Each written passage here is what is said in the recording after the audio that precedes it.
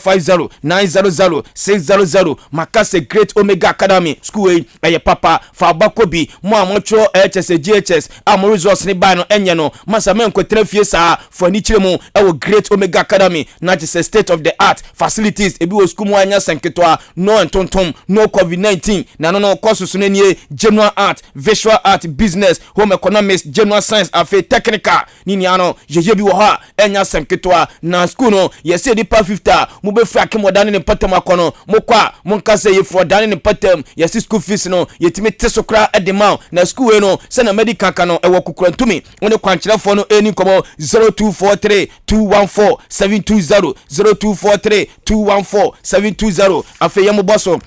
na yenko yen chefs na sitia yen chassie fi EPL enu games ni koso Manchester City etmeche Brentford ebone kanemi no a watimi ate Rad Mahrez Kevin De Bruyne ene bo 2 goals no afi Norwich ene Crystal Palace equity obi a hyere nyoko no eka bako Tottenham Hotspur etna ho ema Southampton ye brother say the Saints ebeche Tottenham ebone kanemi ensan ema Tottenham eti kanemi no Aston Villa eton sarefe Machalo Bielsa ni team Leeds United game ni bewie no na eye 3-3 nyame adome ne say ene beko Liverpool etonsa edia free team fan Leicester na fe over 1 draws atonsa edia free Arsenal the Gunners na fe omodia bom yenko Copa del Rey enua na just second just first final no baku etimi koso na tima ye fan ugrangrama na just ubeko anim na just enua na nya semketoa na yenko ene games no say ene meko Atletico Bilbao ebetonsa edia free Valencia na fe omodia bom na enua we Vallecano etna ho ema Real Betis ebe bon academy no ema Rayo Vallecano eti kanu bako nyame adome ne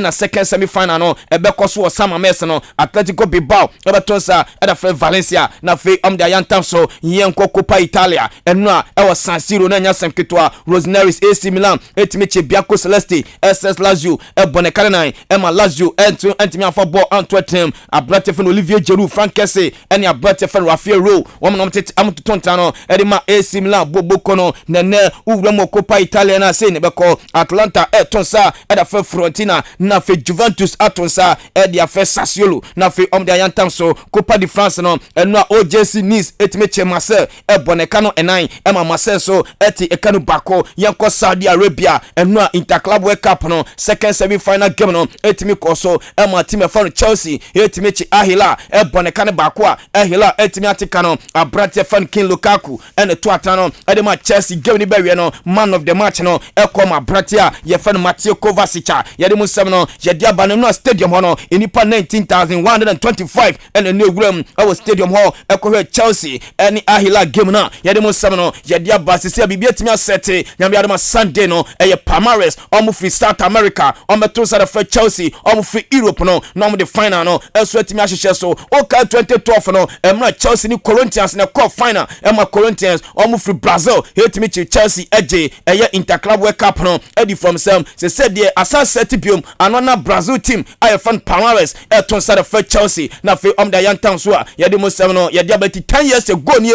and asa game no hetimi cause ye say nyame adoma Sunday no Chelsea betimi age Interclub World Cup ndesi ni na so ye de musem no ye dia ba na Liverpool coach say yan confirm say na big gamer on the Leicester City bono abrate fan Mo Salah enche Africa Cup of Nations no okobua Egypt enema anko ye ne obetima static game no ye dia matime fe Liverpool ye de musem no ye dia ba na West Ham abrate fan Kazuma oka no okobu okra ama sese ho abasem na me no kase de ni sponsor fan Adidas omatwom ho e de Africa Kazuma say okra na wakobo no enya de ombeto aso na ye dwuma biem enyo no ko West Ham for etima fan no $200,000 say jidama no okobo no eno so metima fan na de metete say you ka ban no wanhwa abrate fan Kazuma no ombetimi ache no enso etimi agedi na esam no sese anu akoye den e da ma abrate fan Kazuma ye de mo sam no ye de aba na Anthony Martial say Barca ni Juve at the bid by na zunia no or reject wam ewremu e was Sevilla boboko na ye de mo sam no ye de aba na abrate fan HS Gerard Moreno e abrate osia kan e de ma Villarreal on say weekend no na say Madrid and Villarreal and the La Liga game no ehyehyɛ so na de metete say abrate o striker e de ma Villarreal fan HS Gerard Moreno no wanya do betimi asia kan e de ma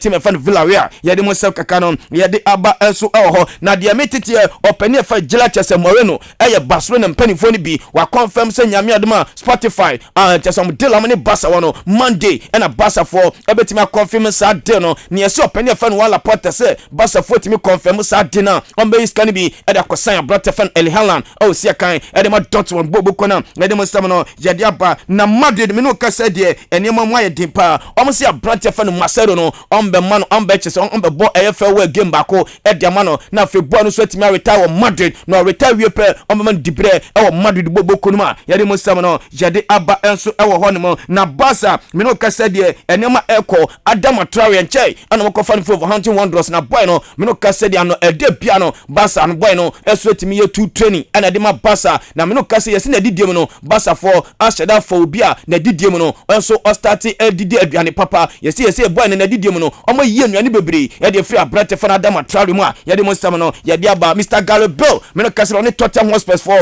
our agreement nyame adoma sama transfer no Mr. Bale ebeguram our Tottenham Hotspur ye de mo sam no ye de aba na Barca say Frankes no anya don be sand biom e say midfield wa tight Frankie de Jong ape Sergio Busquets Gavi Pedro mo wamunia eyron ho eti Frankie de Jong no enya don be sand biom ye de mo sam no ye de ama na Chelsea say na me no kasa no Chelsea for say kwambia so boy ne fan Gavi no on be sand no de free Barca wa ye de mo sam no ye de aba yenko GF ni ani komo enu executive council no timi kwotena se ni nia ne say Ghana ye pe coach obetimi abe coach the Blasters of Ghana and China coach Milovan omtimi bua ne na sito na enu empanifo kwotena se no say Blasters management committee no yaguno say George Amakon onye Blasters management committee chairman biom say Jeffrey Nisem say Blasters management committee chairman Mark Ado wono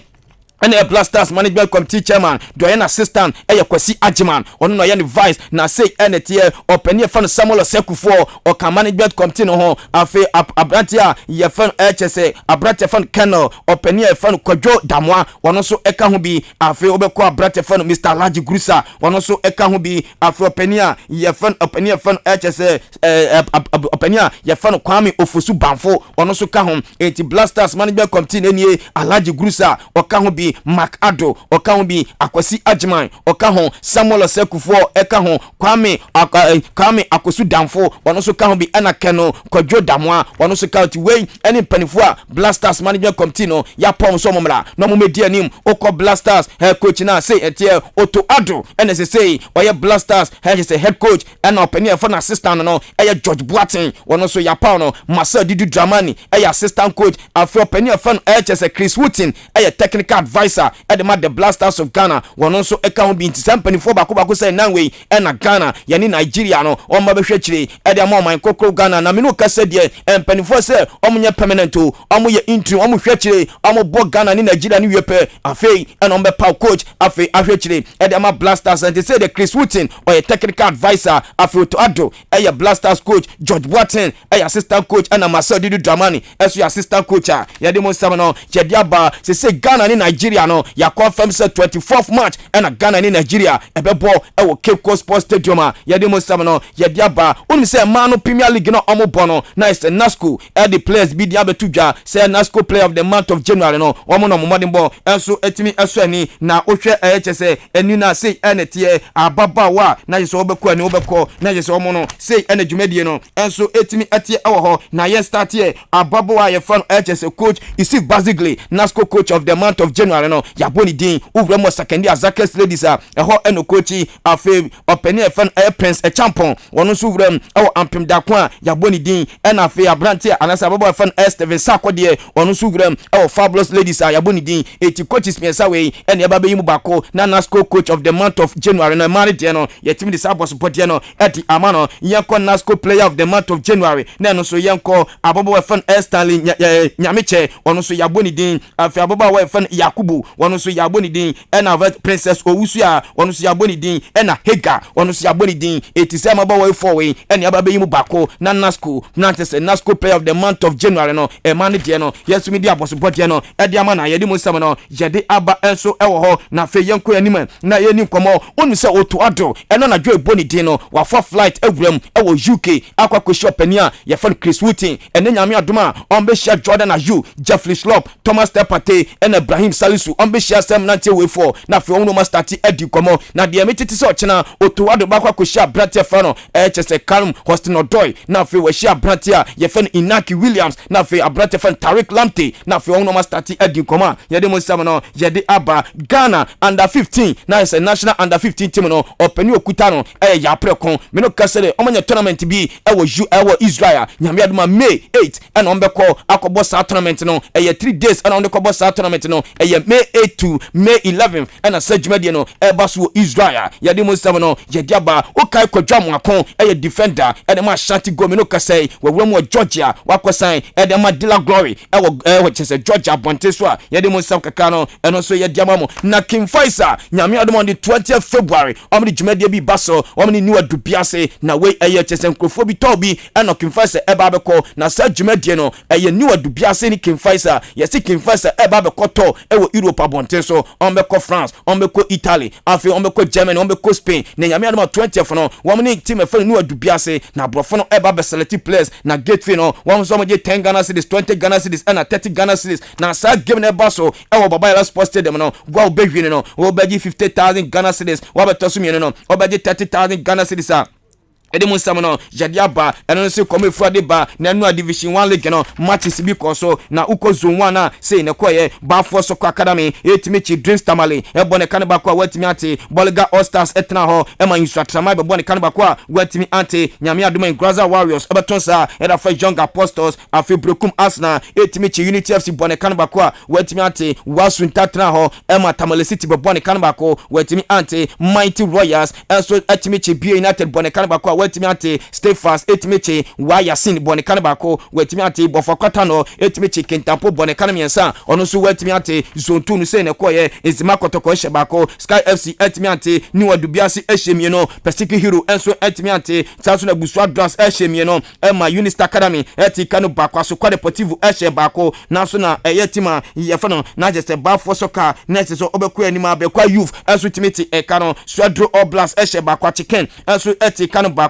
Sasuna second year Zakes Etimeche Samates Ebone Kanabakwa Wetimiate ne Future Stars Etonsa their first soccer intellectuals afi na jese obekwa anima Holy Stars and Subatonsa their first Wasamaya yedi musamano jedia bana zone 3 no say ene kwa bibrem town ama Golden Case Ebone Kanabakwa Wetimiate Pando out of first Etimeche Susubibi Ebone Kanabako Wetimiate Nania Etimeche Wadako Tukurias Ebone Kanamienwa ono so ti kanu bako Akosumo Crystal Palace ene Kema Youth Equity ubia football Anthony Kwatem Liberty Professional Etimechi Accra City Ebone Academy no Accra City eti kanu bako nyame adoma ne Ankuti etosa eda Frakachi All Stars to the Mighty Jet etosa eda Fre Accra Young Wise na fi amso etimi da yantam so edi musam no yade aba enso ewo honom ya fasida no enfema fixman capsules #fix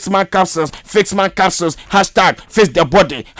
#CSOD peduano esa so bibenya wa ne fi yale editina fixman capsules edi fixman capsules edi aba general body pains etu asiye afi back pains waist pains enkofona mu company mu sisino fixman capsules eni betu asiye edi amao afi face malamesta eno so malaria eno de keju amakaso dan de wan tonton no eni mfutro na yuom ti no ade so beto no de wa entonton no ba wie no na entonton so wie yale ba ko pe no dinam eno ani malaria eti eto eye chese face malamesta ni biato se ne yale ni ba ye betimi de diom so enkunim obi wo ha ni titimi dwan ha te sa grada edwudwam koto face malamesta ni bi na eto asiye afi obi wo ha otimi bowa te sa AHENKAN933 sanso na ebono eno so koto face malamesta ni bi na eto asiye fema afi face arabera ointment ewuadie ewradiamane emana mutimi shatadia ye twa na wa mu no se de mato adio esa sensonso obi wo ha oba bi wo ha ni body na efe na nsonso etimi aje ne tantantan emotimi shatadia ye twa na wa mu odi no ase obakoto face arabera ointment ni bi udwale wi afa bi sensonso anu omamu mpabo mu bono mon koto face arabera ointment ni bi udwale wi afa bi sesa na ntem no ebetimi etoase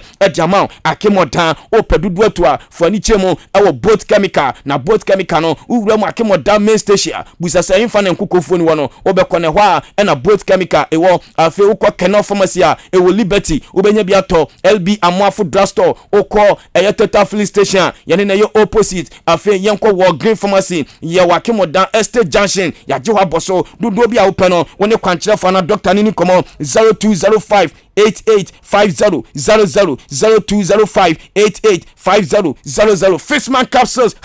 #face your body and no so am so ya saying am no pay the nsem no eba nyame adoma na is Saturday oboba de na waka no na is ya so na for the best morning show host oboba ato aso di jumede na kanu nia no e de ato aso